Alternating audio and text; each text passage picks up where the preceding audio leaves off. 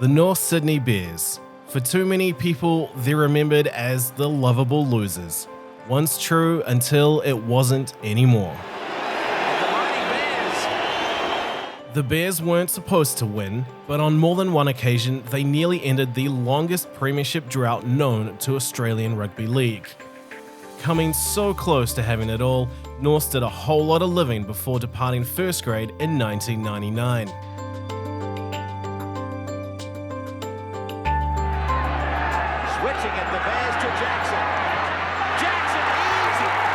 At the dawn of the 1990s, something special was brewing in North Sydney.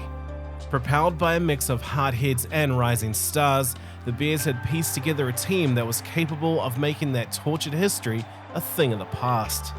With a fearsome forward pack, the magic of Peter Jackson, and Daryl Halligan kicking goals from all over the place, the Bears were rolling.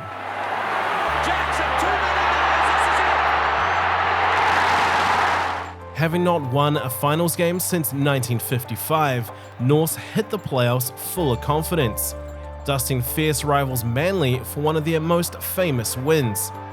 They fell agonisingly short against eventual premiers Penrith, however, but the Bears were rugby league's laughingstock no more.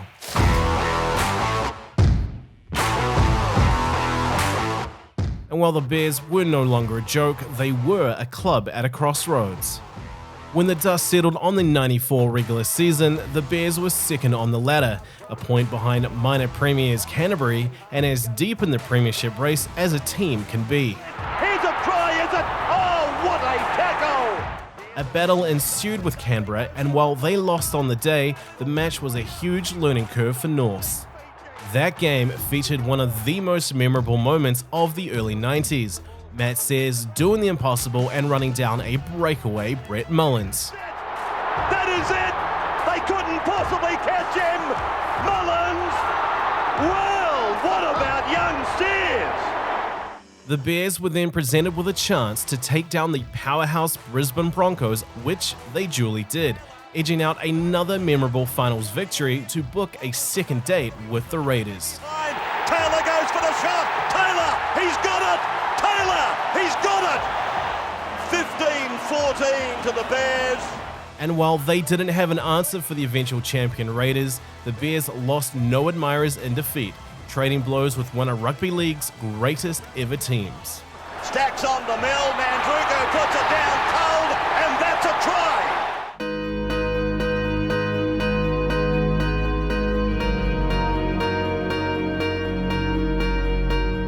The days of the bad news Bears were seemingly coming to an end. After back-to-back finals campaigns in 94 and 95, North Sydney was a prime destination for free agent talent and three key arrivals. Brett Dallas, Ben Ikin, and Michael Butner had the Red and Blacks primed for superpower status. That was never more obvious than when they flogged the Dragons while the rain poured down at North Sydney Oval. Taylor's kick is... I think he's made it in time for number 3, Michael Butner. After finishing the 96 season in third, the Bears were set for another shot at breaking their title drought, travelling across the border to Lang Park, where once again they were too much for the Brisbane Broncos. Butner! Butner has done it again! That win pitted them against the same Dragon side they had slain earlier in the season. But with a grand final spot on the line, the Dragons had learnt from that loss, while Norths unfortunately hadn't. Mundine! Are they going to get him? No, I don't think so! Mundine's over! Their experience from 1996, as heartbreaking as it was, only made them stronger. A year later, they found themselves back in another preliminary final, the Newcastle Knights standing between Norths and that elusive grand final. With 6 minutes remaining, a late try to Michael Butner levelled the scores with Newcastle, before Jason Taylor had the chance to kick them into the lead. Can it swing back? It is wide again from Jason Taylor. He has missed 3 kicks today, and it is 12 all. It wasn't meant to be, however. Matty John's game-winning field goal, the final dagger. That 1997 prelim was the last North Sydney ever made. 2 years later, the Bears vanished from the competition.